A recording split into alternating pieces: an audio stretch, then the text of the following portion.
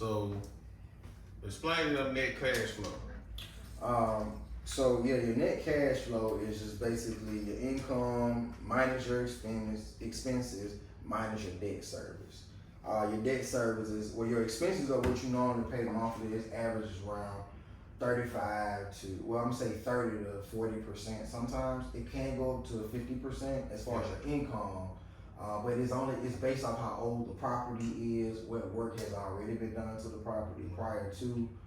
So that's the factor when it comes to the expenses. So you got your income that come in minus your expenses, whatever that may be, which averages somewhere, 30 to maybe 40%. Yeah. Anytime you get really above 40%, that might not be a good deal. Right. But that's the average time. Then after that, you pay your debt service. Your debt service is at the bottom. So you got your income, your expenses, and then you got your net operating income. That's what's left over after expenses are paid. But and you said right after that is the debt service. What was that last one you just said? That's net income? NOI, net operating income. Net operating income, okay. Yeah. So your net operating income is the money that comes after the expenses have been paid. Okay. But after your net operating income, you still got to pay your debt service. Your debt service is what you bought the property for. Okay. So once you pay your debt service, then you have a net cash flow, because that would be the money that's paid to who's ever in the entity that owns the entity. That goes to the owners. Right. At that point. So what do a user owner take on percentage? It depends on how big the complex is. It depends on what he wants to take as well. Because you got you can have money that comes in out of the net cash flow. You might say, well, hey man, I don't want to take that much. You can put a little bit more into reserves. It all depends on the person. Right. You know what I'm saying? It depends on your number of what you actually need to survive. Right. And I think that's how most investors depict what they're gonna make. So if you had to explain to somebody how to get from working a 9-to-5 job to doing their first deal, what would you tell them?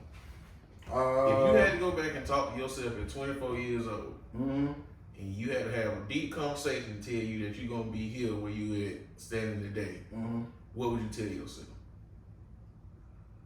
I would tell myself to definitely continue in that direction.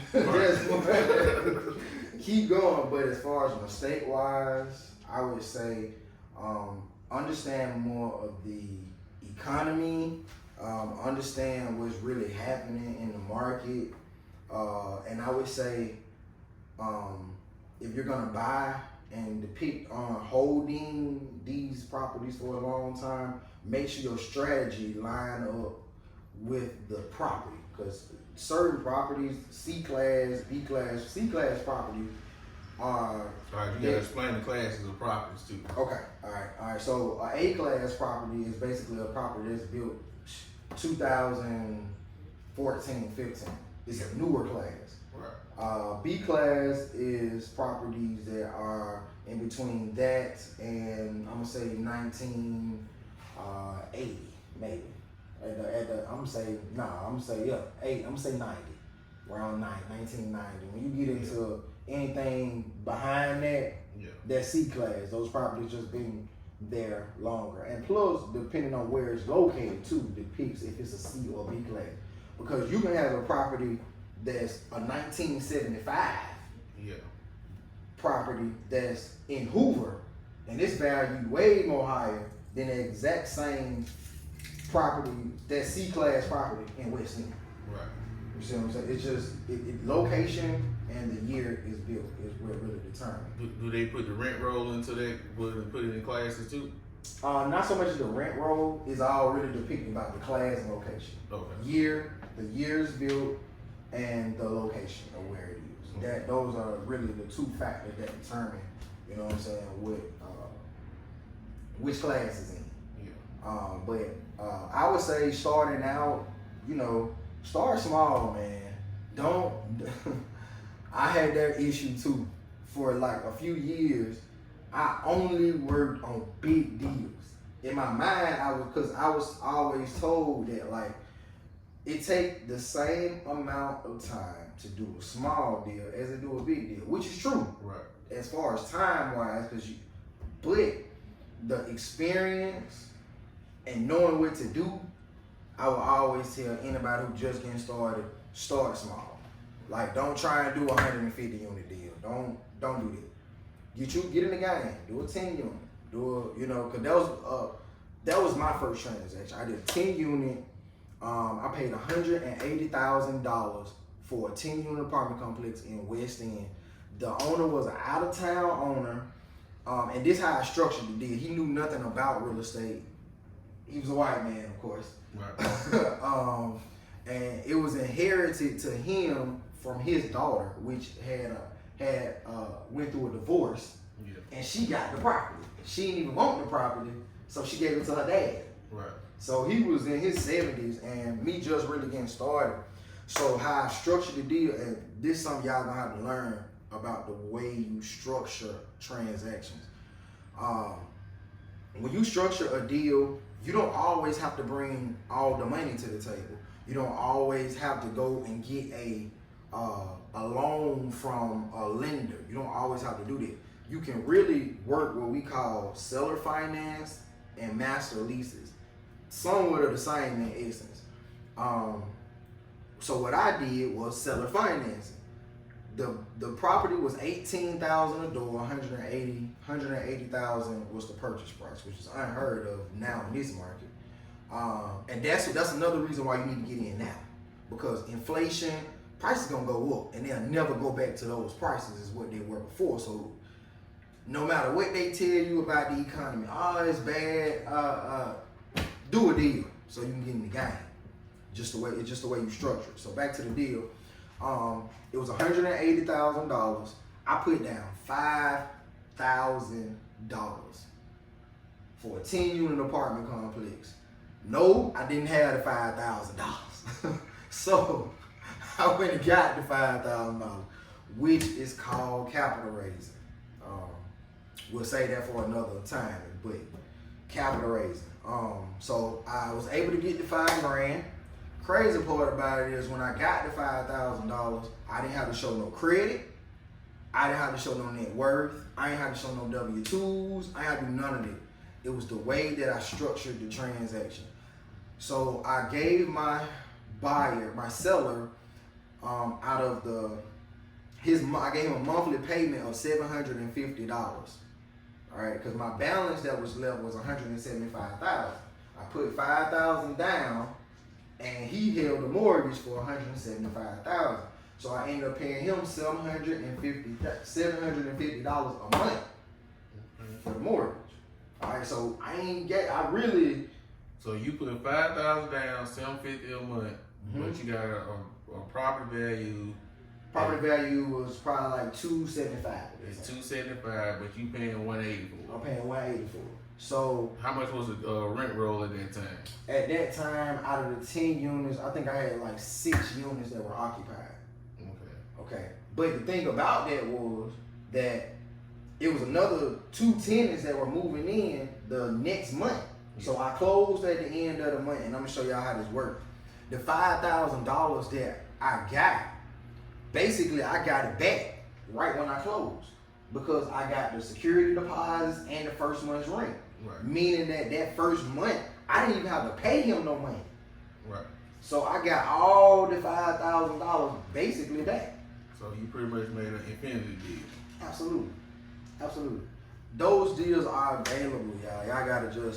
You really gotta just sit down and start looking at transactions. It's a lot of sellers that's willing to be creative with deals. It's just you gotta know how to be creative with them to bring that to the table for them. So I would suggest that if you're trying to get in, if your credit bad and you messed up, it's okay. You still can do a deal. Seller financing is gonna be the best way.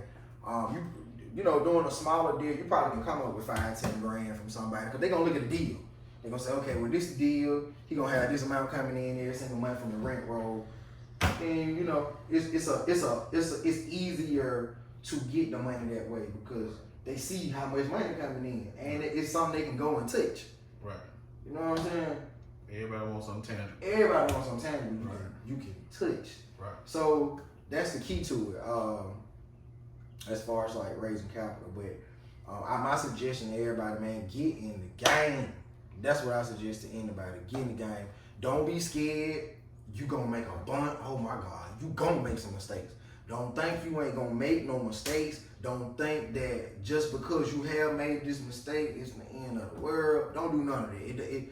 It's part of business. Us entrepreneurs, you gonna in this road that we taking, everything gonna be brand new. You can't expect to know nothing, and don't gather your brain to think that you gonna know everything, because you're not. There's gonna be so many mistakes. So it's good to try and get a good team around you. Some people that did it, or if you was like me, I didn't have nobody around me who had did that, who done multifamily at all. I really I didn't even meet nobody that had been in the game. So it was a bunch of learning for me, trying to really sit down and educate myself. And that's something else I want to tell y'all, because that's something I used to do. I used to go to the library every day. Monday through Saturday, I would literally go to the library, sit there and read. The book's free. Why you won't go there and learn? You know what I'm saying? And get your education that way. It don't cost you nothing. And I've always believed that the richest place in the world is the library. And I say that because there's so much knowledge and wisdom in them books that you need to advance your life. So that's what I did. I didn't go to college. I'm a high school dropout. I went to Fairfield.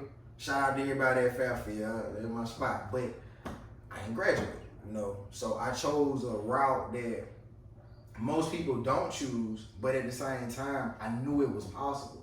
Right. You know what I'm saying? You betting on yourself. Absolutely. Right. I feel like if you don't bet on yourself, it's only two things gonna happen.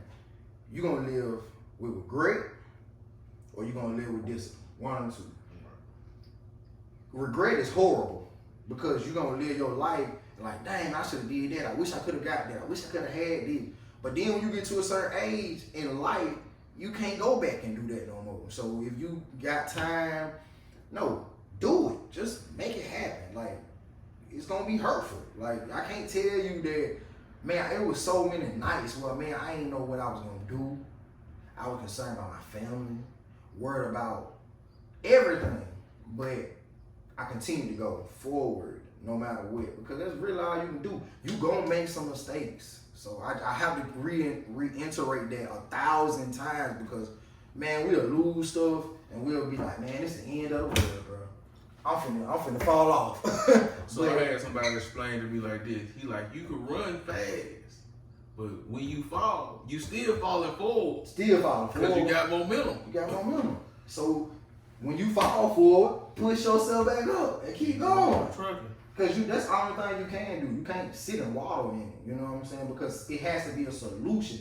We have these beautiful minds that we use a very small percentage of, that I think that if we learned that it's so much power in this little 3-pound brain, and that I say this too, because when I used to be mad, man, when I was young, because I used to be like, man, why in the hell they don't teach financial literacy in school?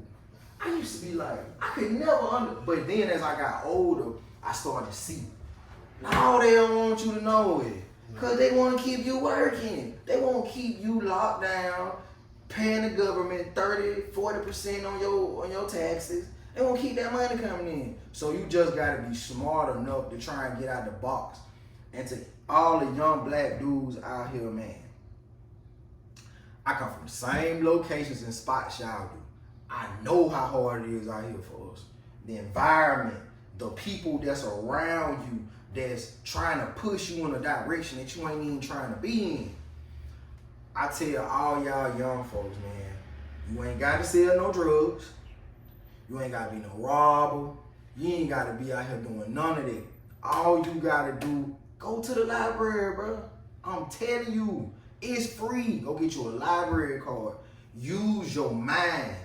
If you use your mind, you are guaranteed to get what you want. But if you don't use your mind and think you're gonna use your muscle, or you're gonna move something around in these streets, you're gonna put yourself in a bad position.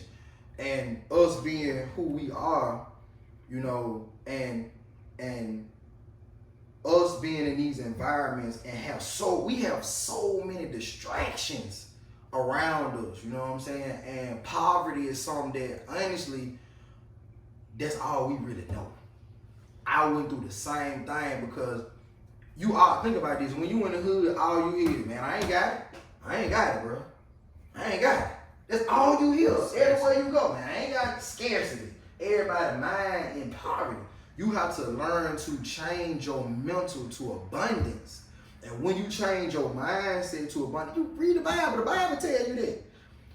Change your mindset over to the abundance side, then you can create what you want. God already got what we need here for us. You just got to be willing to see it and go toward it. But if you can't see it, it ain't there. He didn't give us houses, he gave us trees. Exactly. He gave us hands to form. He said we are made in his image. In his image. So if he's able to create, we able to create. And that's something, bro, that right there what you just said. Us young folks, man, we got y'all gotta learn that we don't have to compete with each other. There is no need to compete. Just create with people. If you around people and everybody got the same mindset, a good book for y'all to read is Think and Grow Rich by Napoleon Hill. That book basically explains and outlines the difference in mentalities of humans. Where we come from dictate our environment. But you can change your whole environment. You can change everything around you just by you changing your mind and what you're thinking, what you're listening to. Cooking. You know what I'm saying? So it's I believe that we all capable of great accomplishment. You just gotta change your mind. So it ain't about the money. And the money come last. So I want y'all to know that. Don't be thinking you finna get up here and you finna get rich in one day or a year. It don't work like that. It do not work like that. You gotta put 3 years in. But You gotta put 5. For real, 3 to 5. You gotta put that work in before you get that shit. Or before you get to that point. It don't happen like that. And yes, you're gonna struggle. I don't care who see you struggle. So everybody else struggling out here too. So what's the difference in them struggling with nothing and you struggling to have something? Big difference. You going in, you have goals. Y'all, man, please have goals. I'm gonna say that. Get a book, write, because if you don't write your goals down and see them and be like, and wake up every day and be like, okay, this right here is a part of this my goal right here. All right. If you don't put nothing in your day in pertaining to this goal, then your day doesn't have any value to it because you're not working on your goals. So get a little book. I keep my little book. I write my goals down that I already have, and then every day I try to implement 10, 20 minutes of what happens in that goal. Because if you're not goal oriented for yourself, then you just out here. You just wandering. You're what we call a drifter. And drifting, it will lead you into all kinds of crazy stuff. So try to avoid drifting by creating goals. Just get you a little book, write it down, and say, okay, I'm on every day. You ain't got to do it all day, but just 10, 15 minutes. If you say you want to read a book, right? Let's say you want to read a book. If you make a goal and say, man, this year I'm going to read 20 books. If every day you get up and you don't read a book, how you get into that goal? You can't. It's impossible. So not only do you write it down, but you got to take every day, look at your goal and say, okay, this goal right here is what I got. So I'm going to put 15, 20 minutes into this particular goal. I got another goal. I'm going to put 15, 20 minutes into that goal daily. It's like, it's brick for brick. When you're trying to build a wall, you go brick for brick. So it's the same thing in life, man. That's what I say. Building anything take time, and it's little things that add up that counts. That's all that matters.